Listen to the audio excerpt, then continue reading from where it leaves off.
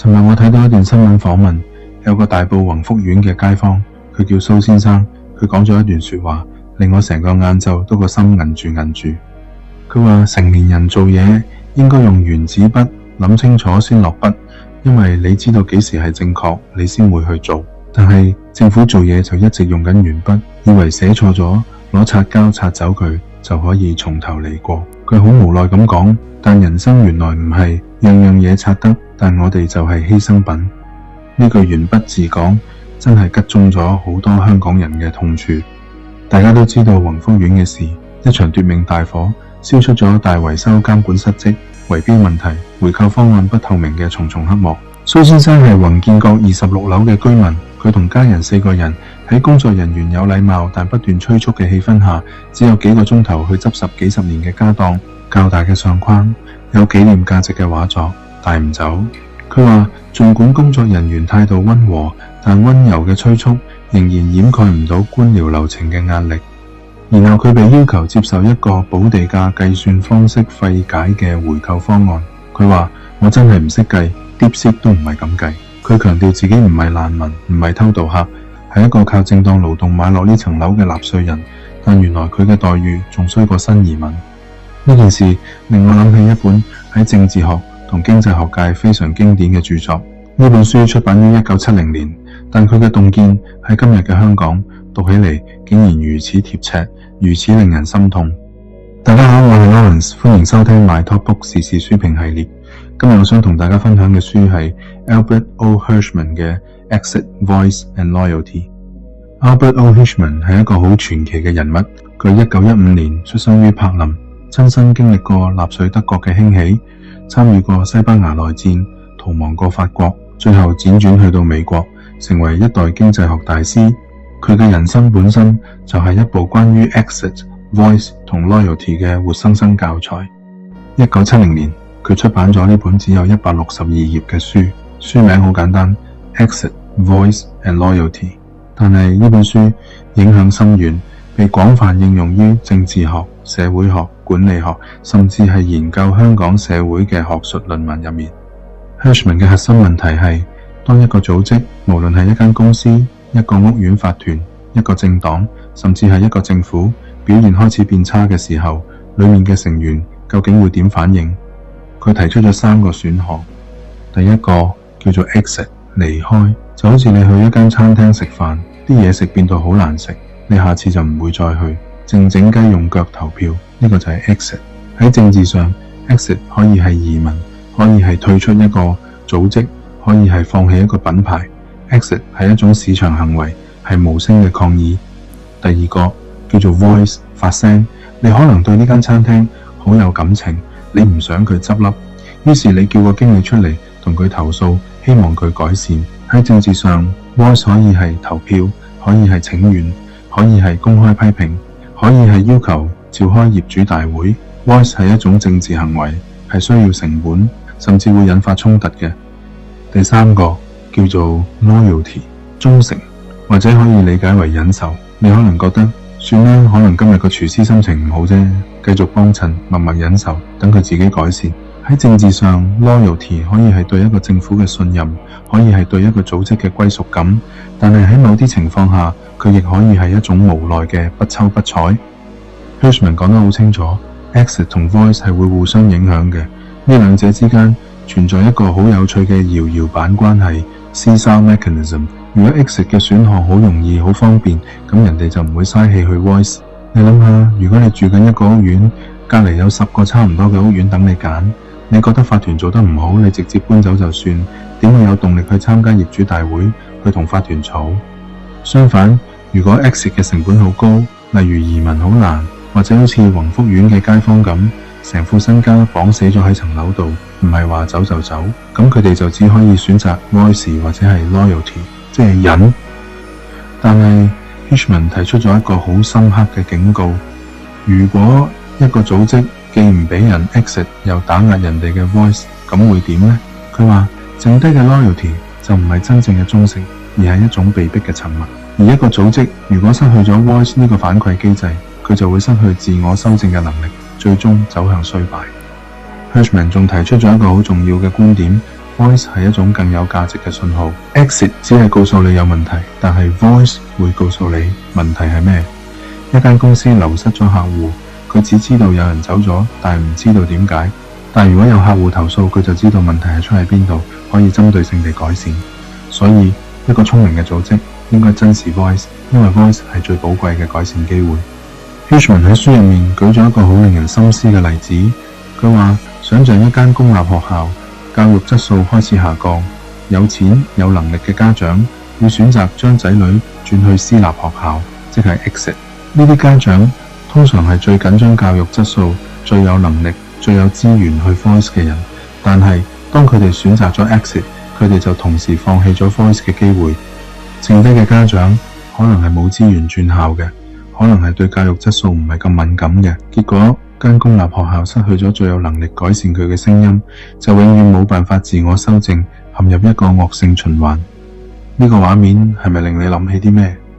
近年香港嘅移民潮係一個大規模嘅 exit， 離開嘅人有好多係受過良好教育，有一定社會資源，對社會有強烈意見嘅人。當呢批人選擇咗 exit， 香港社會嘅 Voice 生態就發生咗根本性嘅轉變。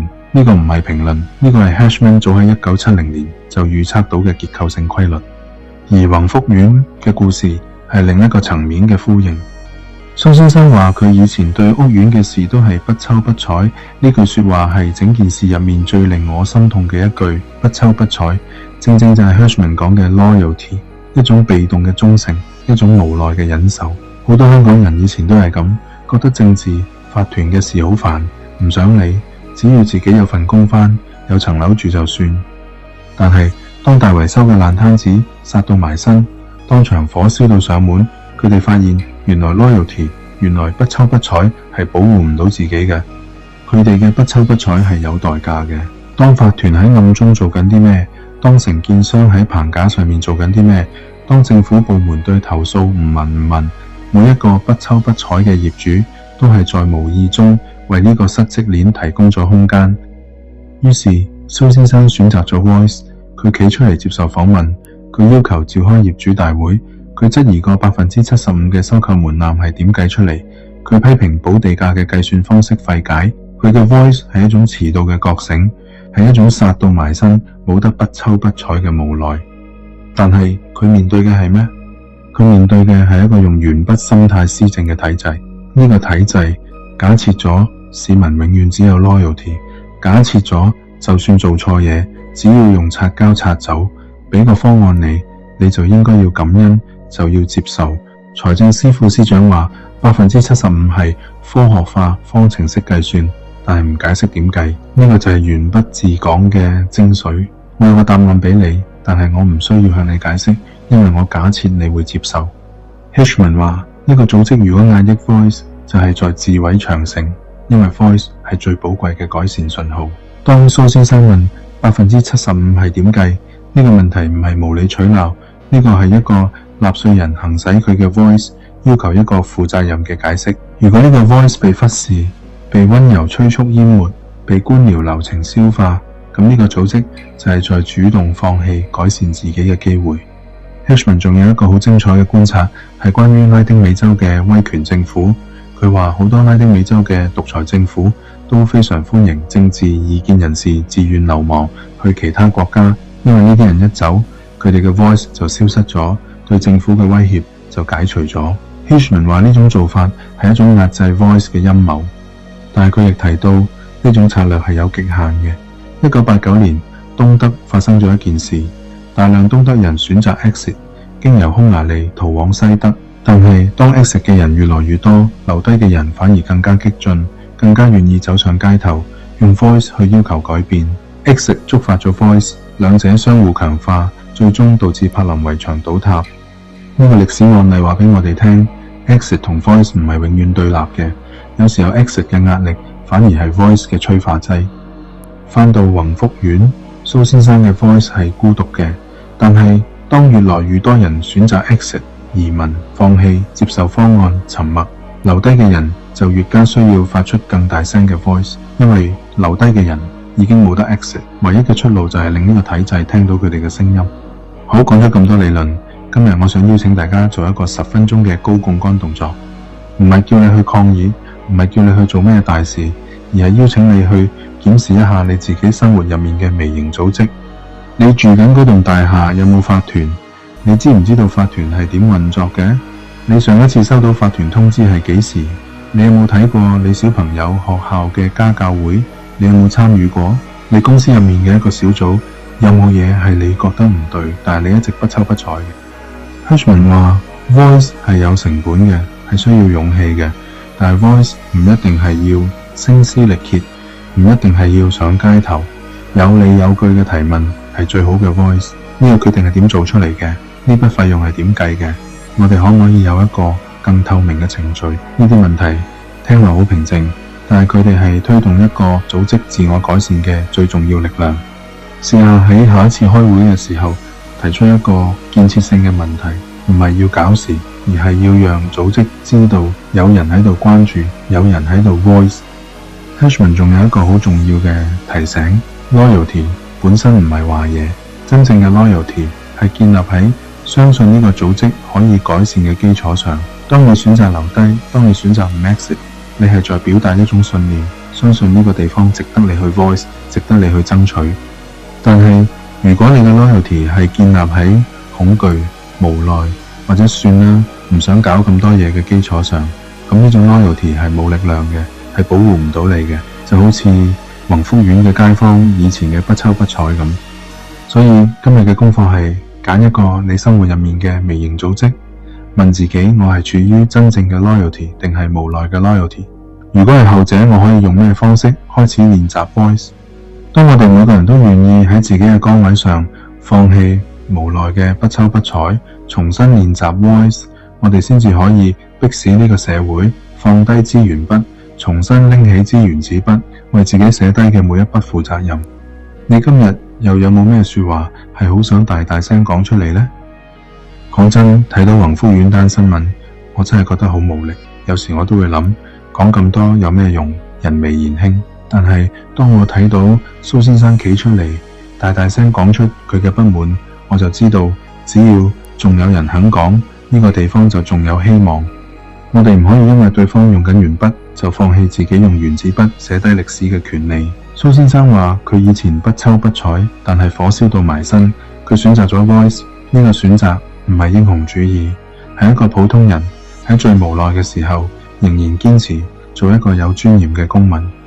Hirschman 寫呢本書嘅時候係1970年，距離而家超過半個世紀，但係佢嘅問題至今仍然係每一個社會都要面對嘅核心問題。當一個組織開始衰退，我哋係選擇走、選擇講定係選擇忍？而我哋嘅選擇又會點樣影響呢個組織嘅命運？今日嘅書係 Albert O. Hirschman 嘅 Exit, Voice and Loyalty。 如果你想深入了解呢個框架，我強烈建議你去讀原著，雖然係英文，但係只有162頁，好易讀。我係 Lawrence， 多謝你今日嘅收聽。如果你覺得今日嘅內容有幫助，記得訂閱 My Talk Book 同埋分享俾身邊嘅朋友。下次見。